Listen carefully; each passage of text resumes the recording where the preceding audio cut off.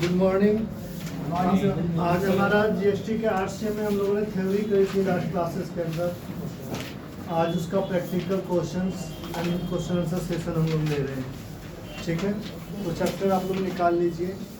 पिछली क्लासेस के अंदर जो आरसीएम हमने कराई थी उससे कुछ चीज़ पूछना हो या आपने स्टडी किया हो, कोई डाउट है तो पूछो।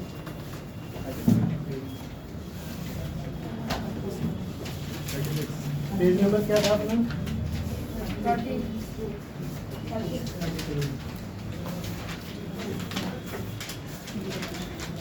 ठीक है,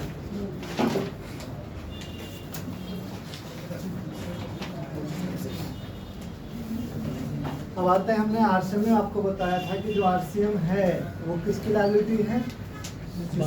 बायर की रिसिपिएंट लायबिलिटी है। अपोजिट से जिसको हम रिवर्स चार्जेस कहते हैं, जो बायर हमको टैक्स देना है। ठीक है, इसमें हमने आपको गुड्स और सर्विसेज की लिस्ट भी बताई थी, डिस्कशन किया था कि किन किन गुड्स के ऊपर आरसीएम लगेंगी, किन सर्विसेज के आरसीएम लगेंगी। और अभी सेक्शन 94 जो आपका रजिस्टर्ड डीलर से परचेज का है नॉर्मली, उसके ऊपर जीएसटी एप्लीकेबल नहीं। अदरवाइज स्पेसिफिक गुड्स और स्पेसिफिक सर्विसेज का बारे में आपको हमने बता दिया है। तो जब आप बिजनेस स्टार्ट करोगे या जब वर्क कर रहे हो तो देखना यही है कि मैं जो एक्सपेंस कर रहा हूँ एज ए बायर, उन पे आरसीएम एप्लीकेबल मेरे लिए है या नहीं। एप्लीकेबल है तो आरसीएम की प्रोसेस को फॉलो करेंगे, और नहीं है तो आरसीएम की प्रोसेस को फॉलो नॉर्मल परचेज अपना जैसे एंट्री रिकॉर्ड करते हैं उस तरह से करेंगे। ठीक है, यानी कि हम अगर रजिस्टर्ड डीलर से नॉर्मल परचेज करते हैं तो कोई आरसीएम नहीं है, बट हम वही चीज़ अगर इंपोर्ट करते हैं तो हमको उसका आरसीएम देना है, तो उसकी एंट्रीज आपको करनी पड़ेगी। तो इसी के अकॉर्डिंगली में अब हम बात करें तो कुछ एक जनरल एंट्रीज आपको बुक में दिया है, पेज नंबर 36। इसके अंदर है एज एन बायर आपने गुड्स परचेज किया है, तो परचेज के वक्त में क्या जनरल एंट्रीज करोगे सो आपके सामने है। तो मैंने आपको जैसा कि बताया था आरसीएम में, अगर इनपुट क्रेडिट नहीं मिलेगा हमारा किसी आरसीएम एक्सपेंस के ऊपर तो हम उसको एक्सपेंस मानेंगे। क्या मानेंगे? एक्सपेंस। और अगर उस आरसीएम का हम फ्यूचर में अपने फर्दर बिजनेस में उसको हम इनपुट क्रेडिट क्लेम करना चाहते हैं जो आरसीएम के रूप में पे कर रहे हैं, तो उसको हम इनपुट क्रेडिट में ट्रांसफर कर देंगे। सॉरी, ठीक है, तो आप लोग को ये ध्यान रखना है। तो पहला क्वेश्चन है आपके लिए, purchase of goods with in A state ₹10,000 का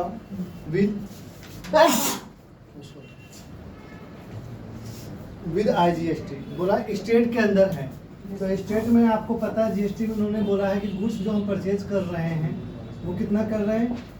10,000। परचेज ₹10,000 का विद जीएसटी अगर 18% अगर खरीदते हैं तो बिल जीएसटी अगर कोई बिल देगा तब तो आरसीएम एप्लीकेबल ही नहीं बनेगा। हमने यहाँ पे जो जीएसटी बोला है कि जो गुड्स हमने खरीदा है आरसीएम में उसके ऊपर जीएसटी 18% लगता है। कितना लगता है? 18%। जिससे कि आपको ये पता हो कि जो हम आरसीएम के रूप में एक्सपेंस की एंट्री करें उस पर टैक्स हमें कितना परसेंट देना है। क्लियर है? 5% भी हो सकता है, 12 भी हो सकता है, पर जो ये गुड्स आप खरीद रहे हो इसके ऊपर जो आरसीएम का रेट है जीएसटी का वो कितना परसेंट है? विद की जगह रेट लीजिएगा। ठीक है, अब आप इसको एंट्री क्या करोगे? तो जैसा कि आपको मैंने कहा कि जो अगर बायर आपको बिल देगा इस तरह से, मान लीजिए ये बिल आया आपके लिए, इसमें डेट लिखा है, बिल नंबर है, इससे ज़्यादा हम अभी नहीं लिख रहे हैं। ठीक है, मानो 1 है और आज 30 अप्रैल को आपने परचेज किया था और गुड्स में मान लेते हैं फ़ैन हमने खरीदा, 1 पीस है और वो 10,000 रुपये। तो बायर अगर आपको जो बेच रहा है वो आपसे टैक्स नहीं ले रहा है तो सिर्फ 10,000 लिए आप पे करोगे, तो उसने जो बिल बनाया होगा 1 पीस का तो आपसे विदाउट टैक्स का 10,000 रुपये का आपको उसने बिल बना दिया। तो आप इसको पे, इस बिल की क्या एंट्री करोगे? बताओ क्या एंट्री होगी? क्या करेंगे? अभी कैश तो चलो पे मोड है, हम जिससे खरीद रहे हैं हम एंट्री करते हैं परचेज वैल्यू क्या एंट्री करते हो, और सन्डी क्रेडिटर्स क्या करते हो, पे करोगे तो बैंक करोगे, ज़्यादा यही होगा। तो ये नॉर्मल परचेज, बट आपके इसके ऊपर अगर आरसीएम देना है तो आप चाहो तो एक साथ भी एंट्री कर सकते हो, चाहे तो बाद। अभी अगर आप कर रहे हो तो 10,000 रुपये, ठीक है। बट आप चाहते हो कि मैं आरसीएम की जो मेरी लायबिलिटी है उस परचेज के साथ ही मैं अपना कैलकुलेट कर लूँ, जिससे कि मुझे पता हो कि इस परचेज की लायबिलिटी क्या बनती है और मैं क्या पे करना है। तो जैसे कि आपको मालूम है कि 18% जीएसटी ये मुझे देना है, इस सेलर ने मेरे से टैक्स के रूप में पैसा नहीं लिया और इसने लिख दिया अपने बिल में कि मेरे पे RCM applicable.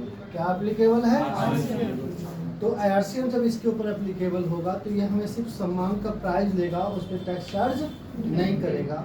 As an buyer मुझे उस गुड्स का टैक्स खुद कैलकुलेट करना होगा और खुद गवर्नमेंट को पे करना होगा। इसको सेल्फ इनवॉइस कहते हैं। क्या कहते हैं, तो हमने इस एंट्री को तो किया, अब इसका जो टैक्स बनता है वो मैं सेल्फ कैलकुलेट करूँगा। तो सेल्फ जैसे कि मुझे पता है कि 18% लगाना है और मुझे आरसीएम की क्रेडिट मिलेगा, तो हमने यहाँ पे लिख दिया लोकल, उन्होंने बोला था तो सीजीएसटी इनपुट लिख दिया, एसजीएसटी। अगर यही आउट ऑफ स्टेट होता तो क्या लिखते हैं, यानी कि हम ऐसे लोग से खरीद रहे जो मेरे स्टेट से बाहर का है तो मैं आईजीएसटी लगा। तो इस केसेस में 9% एट द रेट ऑफ 9% यहाँ और एट द रेट 9% यहाँ, 900 की मेरी ये लायबिलिटी बनेगी, क्योंकि क्रेडिटर्स को तो मैं 10,000 रुपये देने वाला हूँ, इसलिए उसके अमाउंट में कोई चेंज नहीं करेंगे। टू हम अपनी लायबिलिटी को निकाल लेंगे, सीजीएसटी पेबल लिख दीजिए या आउटपुट भी लिख सकते हो आप, और टू एसजीएसटी 900 एंड। तो ये एंट्री मैं अलग से भी कर सकता था। मैंने क्या किया, अपने परचेज के साथ ही जब मैं परचेज की रिकॉर्डिंग कर रहा था सेम एंट्रीज हमने एट ए टाइम पास कर दिया, क्योंकि मुझे मालूम ही है कि एंट्री मुझे करनी है। तो हम अलग से दूसरा वाउचर की एंट्री करने की जरूरत नहीं, ठीक है। जो ये वैल्यू लिख रहे हो ये आपको मैनुअल भरना पड़ेगा, ऑटोमेटिक कैलकुलेशन, क्योंकि आप खुद बोल रहे हो सेल्फ इनवॉइस, तो आपको खुद बतानी पड़ेगी इस अमाउंट का मेरी जीएसटी की लायबिलिटी क्या बनती है। उस लायबिलिटी को मैं क्रेडिट लूँगा तो इनपुट में डालेंगे, क्रेडिट नहीं लेंगे तो उसे एक्सपेंस मान लेंगे। इसी को जो मैं सीजीएसटी इनपुट लिखा हूँ इसी को आरसीएम रिसीवेबल भी बोलते हैं। क्या बोलते हैं, यानी कि इसको करंट एसेट की तरह आप ले सकते हैं, ठीक है। तो कोई अगर कहेगा कि नहीं मैं तो सीजीएसटी इनपुट भी लिखना चाहता, मैं आरसीएम रिसीवेबल लिखते हैं, तो लिख सकता है, तो इसमें डाउट नहीं।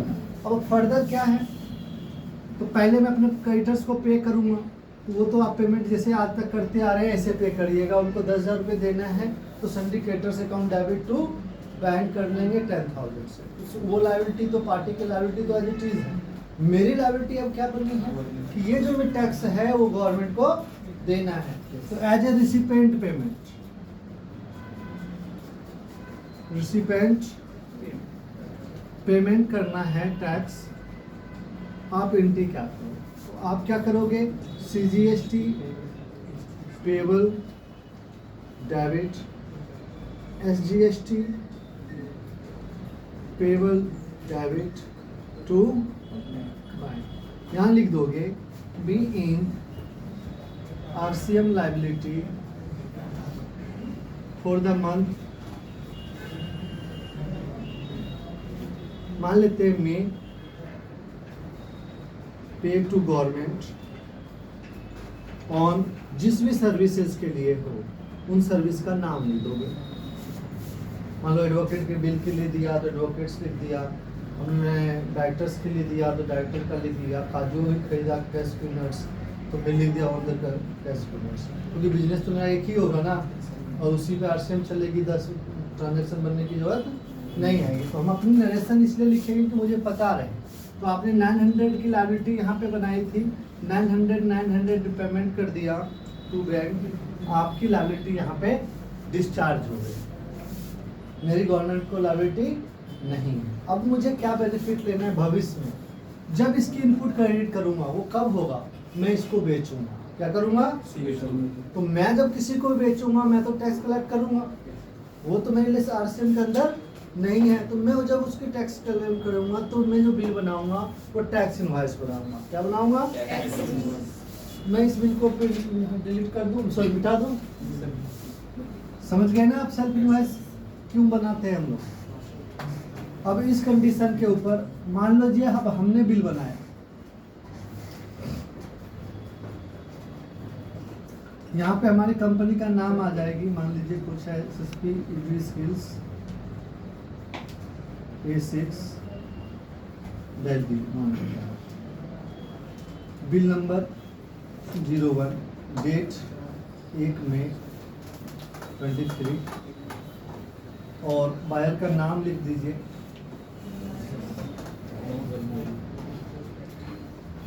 ABC कोई सा भी पर्सन हो, विद उसकी जीएसटी नंबर अगर है तो वो लिख दो। ठीक है, ये जो बिल बनेगा मेरा ये टैक्स इनवॉइस बनेगा। क्या बनेगा? इसी को टैक्स बिल भी कह सकते हैं। तो कोई इसको ध्यान रखना है। अब हम यहाँ पे आइटम वही बेचेंगे, मान लेते हैं फैन बेच रहे हैं, तो फैन 1 पीस हम 15,000 रुपये में बेचने की बात करें तो रेट 15,000 रुपये दे दिया। ऐड करेंगे, लोकल बेचोगे तो CGST SGST, और बाहर बेचोगे तो वो डिपेंड करेगा बायर की एड्रेस पे और GST नंबर। आपने 15,000 का 18% 9% निकालना कितना आता है?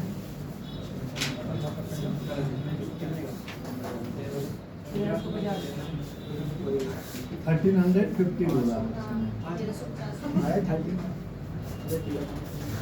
क्लियर है? तो इन दोनों को हम अपना क्या करेंगे? ऐड कर देंगे। क्या कर देंगे?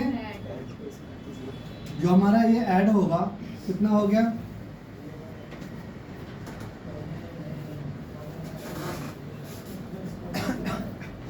ठीक है, वर्ड में जो लिखना है, जो हम लिखते हैं सिग्नेचर था, सिग्नेटरी एज इट इज चलेगा। तो गवर्नमेंट कहता है कि जब आप टैक्स बिल दोगे तो आपको टैक्स अलग शो करना पड़ेगा और कस्टमर से। अब इसकी बिल की एंट्री हम क्या करते हैं? क्योंकि फॉर्मेट तो बिल तो यही मिलेगा, जब आप जनरेट करोगे डॉक्यूमेंट हाथ से भी बिल रीडिंग होगा। इसकी जनरल एंट्री आप क्या करोगे? अकाउंट की रिकॉर्डिंग। तो आप एंट्री करिएगा, मैं यही कर रहा हूँ, सन्ड्री डेटर यानी कि ABC डेबिट। क्या कर देंगे? 17,700 से टू सेल्स क्या करेंगे? 15,000 रुपीज। टू मेरी CGST की लायबिलिटी बन गई 1,350 रुपये। अब टू 13,050। तो गवर्नमेंट को अगर मैं देखूं, इसमें बिंग सोल्ड गुड्स है, मेरी टैक्स की लायबिलिटी यहाँ पे क्या बन रही है? 1300 मिला के 2700 रुपये में हम एक साथ लिख रहे हैं। ठीक है, तो अगर मेरे पास कोई इनपुट एडजस्टमेंट गवर्नमेंट ने पहले से नहीं दिया, क्रेडिट नहीं होगा, तो मैं ये टैक्स कलेक्ट किया हूँ एज इट इज गवर्नमेंट को 2700 देंगे। बट ऑलरेडी क्योंकि हम RCM पेमेंट किए और ये मान के चले कि फ्यूचर में हम उसका क्रेडिट लेने वाले हैं, तो जो हमने यहाँ पे 900 प्लस 900 कितना आपने दिया, इस टैक्स को हम क्या कर लेंगे? इनसे एडजस्टमेंट कर लेंगे। मैं एक साथ बता रहा हूँ कि जिससे आपको समझ में आ जाए। तो 2700 में 1800 रुपये माइनस करके आप गवर्नमेंट को कितना पे करोगे? 900 टू पे गवर्नमेंट। तो मेरी लायबिलिटी जो मैं यहाँ पे कर रहा हूँ एक तरह से 1800 रुपये, उसका मैं क्रेडिट हमको फ्यूचर में मिल गई, तो मेरा कोई लॉस नहीं हुआ। और मेरी जो ड्यूटी थी RCM की वो भी डिस्चार्ज हो गई। मेरे को ऊपर कल को गवर्नमेंट नहीं कहेगी आपके ट्रांजैक्शन पे RCM बनता था और आपने नहीं दिया। तो इसलिए अकाउंटिंग में आपको ये दोनों प्रोसेस को करना होगा। हम ये नहीं बोल सकते क्योंकि यहाँ तो पे करके फिर क्लेम ले ही लेंगे, छोड़ नहीं करते हैं, नहीं। आपको जिस डेट की जो लायबिलिटी है वो आपको उसी डेट में क्लियरिटी करना है। क्योंकि ये तो एंट्री कब होगी? जब सेल होगा। और ये मेरी लायबिलिटी कब बनी? जब मैंने परचेज किया। तो इसीलिए ट्रांजैक्शन के बेस पे आप टैक्स क्लियर है। तो ये थी आपकी आरसीएम की अकाउंटिंग एंट्रीज। तो इसकी पेमेंट सेम जैसे ये पेमेंट हमने किया ना, यहाँ पे अब रिसिपेंट लायबिलिटी थी, कैसी थी? अब हमारी फॉरवर्ड लायबिलिटी हो जाएगी। क्या हो जाएगी? सीधे CGST debit, SGST debit to bank कर देंगे। 450 रुपये 450 रुपये, क्लियर है?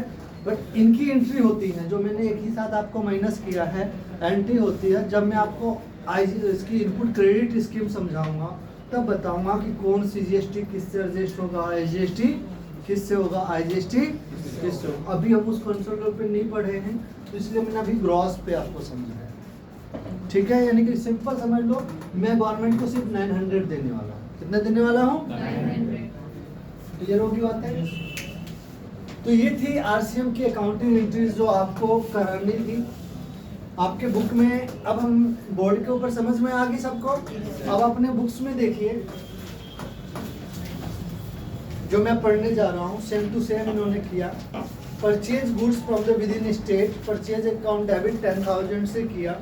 सीजीएसटी एसजीएसटी 900 से सेम एंट्रीज करी। टू क्रेडिटर्स या बैंक 10,000 से, और CGST payable and SGST payable 900 to 900 के सेम एंट्रीज हैं अपने। अब उन्होंने कहा यही चीज परचेज अगर हम करते स्टेट से बाहर करते तो अब सीजीएसटी एसजीएसटी की जगह क्या हो जाएगा? आईजीएसटी। तो इन्होंने वही सेम किया।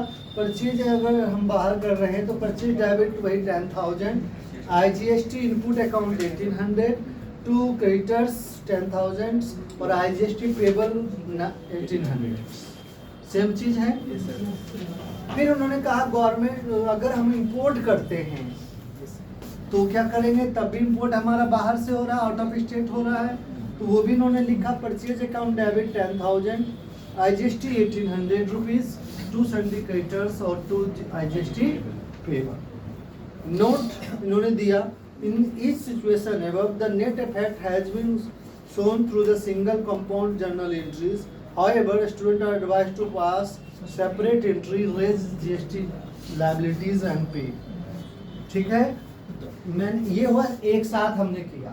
तुम चाहो तो इनको अलग अलग भी एंट्री कर सकते हो, ये आपको मैंने समझाया था। अगर कहो तो मैं इसकी अलग अलग एंट्री भी समझा दूंगा। तो फिर से अगर आप अलग करना चाहते हो, कहते हो सर मुझे ये याद ही नहीं रहा, मैं बिल आई में उसके हिसाब से किया, तो फिर आप क्या करोगे? टैली जैसे सॉफ्टवेयर आपकी ट्रांजैक्शन के हिसाब से ऑटोमेटिकली आरसीएम कैलकुलेट कर देगा। बस आपको अपनी लायबिलिटी देखनी है और उसकी एंट्री करनी पड़ेगी। तो कैसे कैसे करेंगे सो बता रहा हूँ, क्योंकि टैली में आपको पता होना चाहिए। ये तो परचेज वाउचर में हो जाएगा, ये आप पेमेंट किया तो पेमेंट वाउचर में हो जाएगी, और ये आपने सेल किया तो सेल्स में, और जब ये एडजस्ट करोगे तो जनरल में, और पेमेंट करोगे तो पेमेंट। अब इनकी हम सेपरेट एंट्री भी करवा देता हूँ, फिर हम क्वेश्चन आंसर लेंगे, जिससे कि जो अभी आप पढ़े हैं देखते हैं रिकैप में कितना याद है आप लोग। बिठा दूँ इसको या लिखना है आप लोग? लिख लो।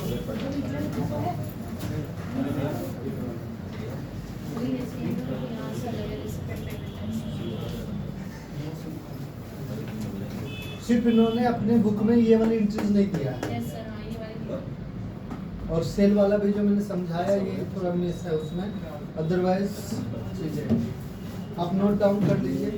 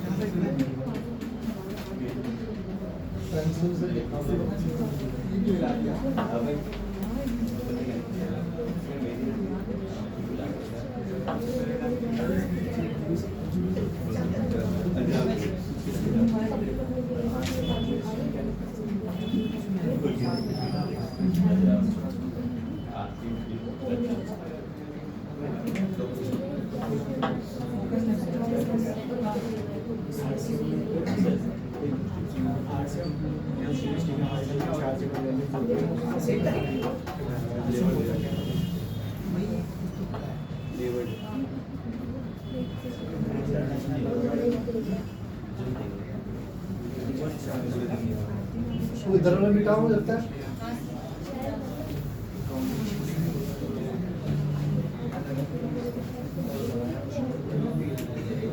अब आप सेपरेट एंट्रीज देखिएगा कि जो अब हम जो परचेज कर रहे हैं सेम यही चीजें हैं, बट अगर हमने डिटेल में चाहते हैं कि अलग अलग एंट्री करो, तो जब आप परचेज करोगे तो एंट्री करोगे परचेज वाउचर में परचेज डेबिट, क्या करोगे 10,000 रुपीज से।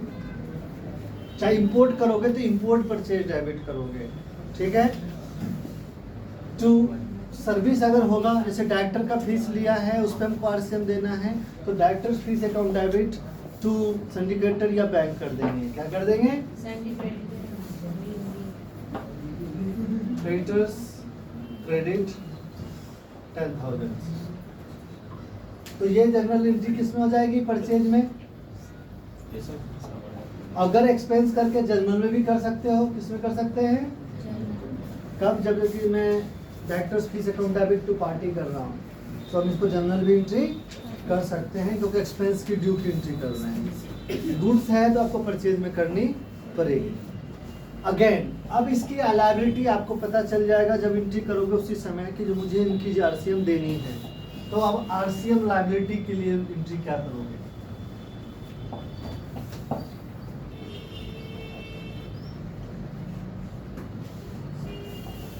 ठीक है।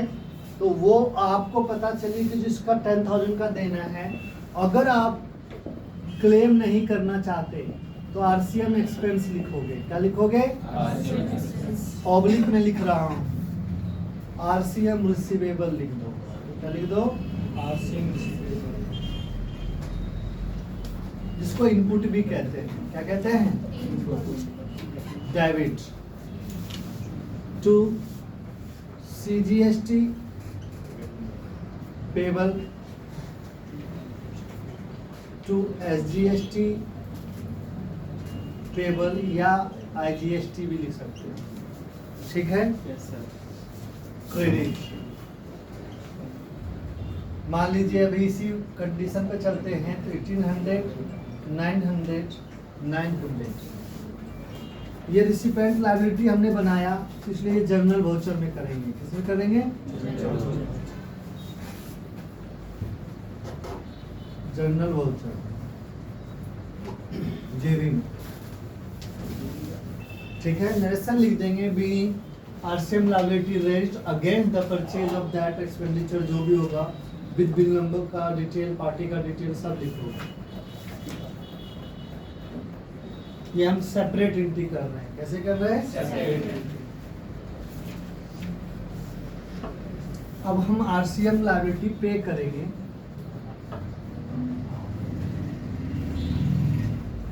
पे टू गवर्नमेंट, तो एंट्री करोगे CGST payable debit SGST payable debit to bank या आईजीएसटी भी पेबल लिख सकते हो, क्रेडिट 900 900 टू 1800, इसको हम रिसिपेंट पेमेंट करेंगे, क्या करेंगे जब आप पे करने जाओगे ना तो पूछेगा मोड में कि एडवांस दे रहे हो या रिसिपेंट लायबिलिटी है या रेगुलर या नॉर्मल लायबिलिटी, तो आप क्या लिखोगे यहाँ पे रिसिपेंट लायबिलिटी हम पे कर, ठीक है जी। तो ये चालान आपको ऑनलाइन वेबसाइट पे जनरेट होता है जब ये पे करते हैं, जीएसटी की वेबसाइट पे gst.gov.in, वहाँ जाके चालान जनरेट करेंगे।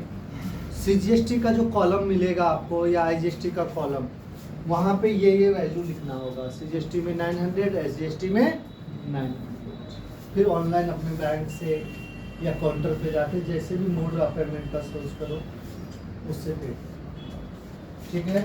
ये दो लायबिलिटी 3 एंट्रीज हमको सेपरेट के कारण करना है, इसके कारण करना पड़ा इनपुट क्लेम करना, ये सब तो सेम एज इट इज चलता रहेगा, बट आरसीएम की एंट्रीज यही रहेगी, क्लियर है। तो आपको सेपरेट भी एंट्रीज आ गई जीएसटी में। अब हम क्वेश्चन आंसर सेशन ले रहे हैं, सभी को नोट डाउन कर लीजिए पहले, फिर मैं क्वेश्चन लूँगा। और किसी को लिखना है इसको नहीं तो मिटा दे रहा हूँ। लो बेटा फोटो खींच लो।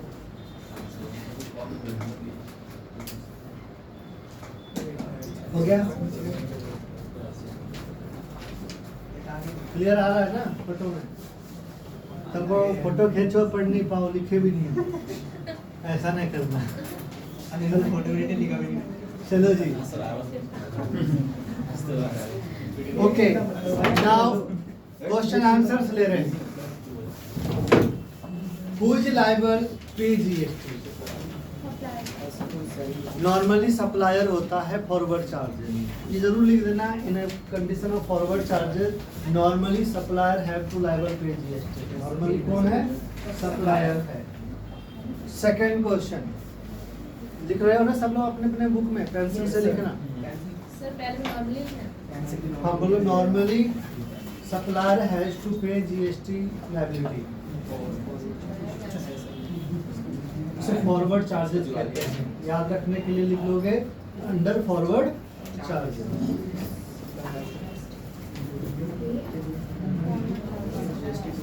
ओके, नेक्स्ट क्वेश्चन है आपके, who is liable to pay GST in case of reverse charges? तो आपको जैसे मैंने कहा कि जो अंडर आरसीएम है, ये जरूर लिखना, under RCM recipient liability has to pay GST. Recipient में अगर भूल चूक हो आपको तो बायर लिख लोगे। क्या लिख लोगे? जो आपको याद हो, आप अपनी लैंग्वेज में उसको अपनी तरीके से राइट डाउन करें अपने बुक में। Next question third, give an example of goods supply of which is chargeable is GST under RCM mechanism. यानी कि रिवर्स चार्ज मैकेनिज्म के अकॉर्डिंगली उस गुड्स के एग्जांपल के नाम लिखिए जिन पे आरसीएम लगती हैं। तो जरूरी है सभी लिखें, 4-5 आपको याद होना चाहिए। कौन कौन से थे? मैं बीड़ी का पत्ता खरीदता हूँ, बीड़ी बनाता हूँ। तो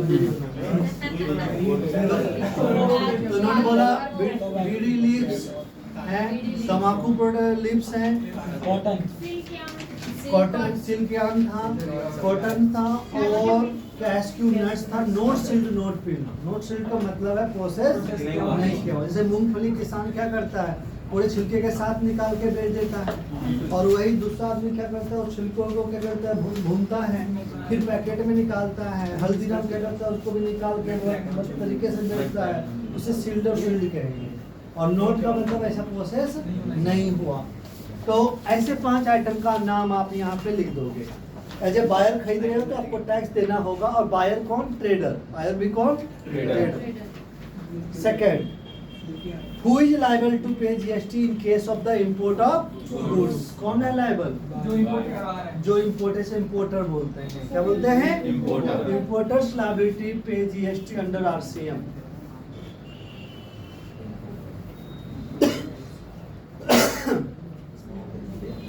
लिख लिया? इंपोर्टर लायबिलिटी पे GST Under RCM. Under GST RCM lag में इम्पोर्टर की लायबिलिटी। अगला, what is the turnover limit for registration in case of supply of goods under RCM?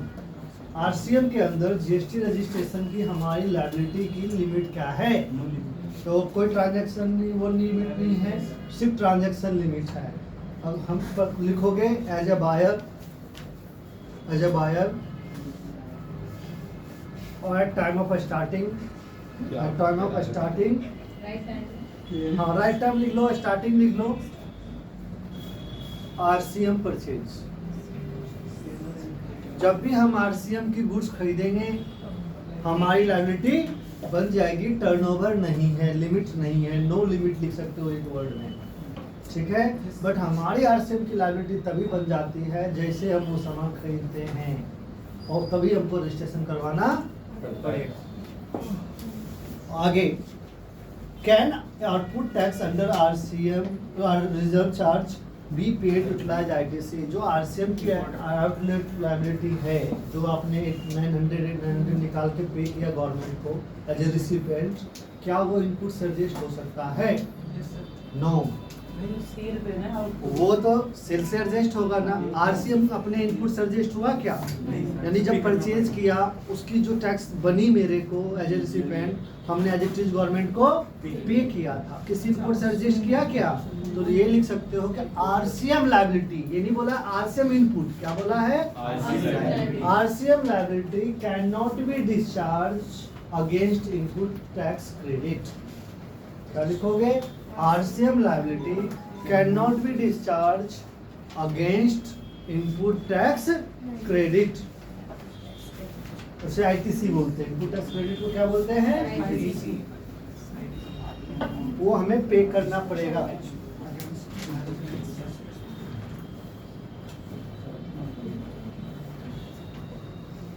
Question 7, if an unregistered person sold goods to a registered person who is liable to pay GST, तो अब कोई भी नहीं है, no one। Under section 9(4) unregistered dealer पे अब GST suspend है till 19 तक था, बट अभी तक कंटिन्यूड है कि जो रजिस्टर्ड लायबिलिटी नहीं है। बट 2017 को अगर हम कंसीडर करेंगे तो उस समय लायबिलिटी थी, और किसकी थी? Registered dealer. किसकी थी? बट और नाउ टाइम नहीं है, इसलिए इसको लिख सकते हो नॉट रिक्वायर्ड, नॉट एप्लीकेबल, ये भी लिख सकते हो। लेकिन रीजन पता होना चाहिए आप लोगों को, ठीक है? Question number 8, in case of service supplied through e commerce operator who is liable pay GST. E commerce ठीक है, तो ये आपकी क्वेश्चन ये थी आपको इंटरव्यूज में, और यही ऑब्जेक्टिव में भी आएगा, तो आपको याद होना चाहिए। और भी चीज क्वेश्चन बन सकते हैं, बट ये सिंपल में ध्यान रखना। अब हमने कुछ क्वेश्चन प्रैक्टिकल लिया है, ठीक है? क्वेश्चन है, mister Sahay an agent of period of field cashew nuts in the state of Maharashtra sold goods rupees 160 to MS Anchal Cashew Centers of Karnataka, applicable GST rate 5%. Sahay has the input of IGST 6000। तो इसने बोला कि सहाय जो है ना agent है, क्या है? फील्ड कैस्क्यू नट का, फील्ड मतलब प्रोसेस किया, ठीक है? वो उसको बेच रहा है, सोल्ड कर रहा है गुड्स 1,60,000 की टू आंचल कैस्क्यू सेंटर इन कर्नाटका, और 5% GST पे। तो किसकी लायबिलिटी बनती है? आंचल की बनती है या सहाय की बनती है? बायर को या सेलर को? बायर को। सिंपल बात है कि जो फील्ड है, क्या है? यानी प्रोसेस किया हुआ, तो जो सेलर होगा उसकी ड्यूटी बनती है। तो सहाय की लायबिलिटी है GST देने। यही नॉट सील्ड एंड फील्ड होता तो ये बायर की लायबिलिटी बनती। किसकी बनती? इसमें मिस्टर सहाय लायबल है GST पे करने का। कौन है? Forward charges. यहाँ क्या लगेगी? कहता है नेट लायबिलिटी बताओ अगर फॉरवर्ड चार्जेस हैं तो आप 160 का 5% GST निकाल लीजिएगा, 8,000 आ गया। 8,000 में 6,000 के पास आपके पास एज इट इज इनपुट है, माइनस कर लीजिए, 2,000 लायबिलिटी बनती है गवर्नमेंट, क्योंकि ये फॉरवर्ड हो, क्या हो? Forward charge. अगर यही फॉरवर्ड नहीं होता तो पूरी 8,000 रुपीज हमें पे करना। कहता will your answer be different. कहता अगर ये भाई यही बात है, आपका अलग आंसर होती, if mister Sahay is a producer of cashew and nut not field. अगर वो प्रोड्यूसर होता यानी फार्मर होता सहाय, और जो काजू बेच रहा है वो फील्ड नहीं होता, तो क्या होता? तो आपको मैंने कहा आंसर डिफरेंस था, तो तब ये RCM लगती। क्या होती? RCM। और RCM के अंदर सहाय की जगह कौन देता? आंचल। और आंचल इस केसेस में अपनी उसकी जो GST बनती है वो गवर्नमेंट को पे करती है। क्लियर है? इसीलिए क्वेश्चन को आंख बंद करके आंसर मत दीजिए कि क्वेश्चन RCM के चैप्टर में दिया है तो वही लागू हो गया बाहर। नहीं, उसको समझिए कि इसमें प्रोसेस क्या कहना चाहता है, इसी में हम गलती करते हैं।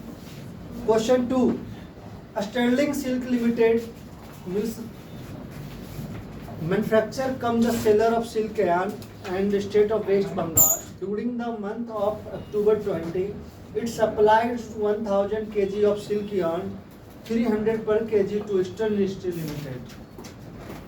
तो उसने जो पर्सन सिल्क है मैन्युफैक्चरर है उसने 1000 kg जो है सिल्क यार्न 300 रुपये पर केजी के हिसाब से बेच दिया।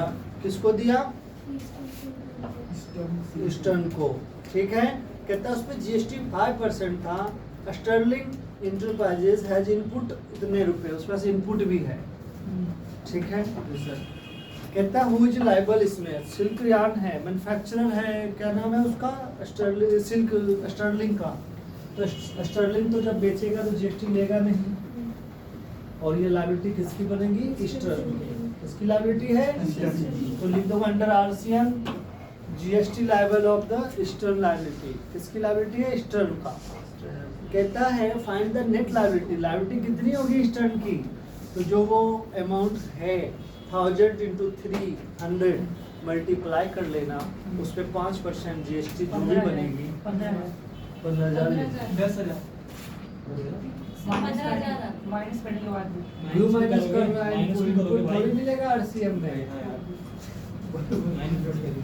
ठीक है, अगर ये फॉरवर्ड होगा तो अगर वो 5000 है वो तो सिल्क उसका है, किसका है? स्टर्लिंग का। तो स्टर्लिंग को क्रेडिट मिलेगा, ईस्टर्न को क्यों मिलेगा? ठीक है, कहता है will your answer different between tax invoice supply by sterling limited to normal supply. अगर स्टर्लिंग ने यही बात बिल बनाती और उस पर जीएसटी लेती तो क्या डिफरेंट होता? तो यस डिफरेंट होता, तब ईस्टर्न की लायबिलिटी नहीं होती। किसकी होती? स्टर्लिंग। क्या करता है स्टर्लिंग?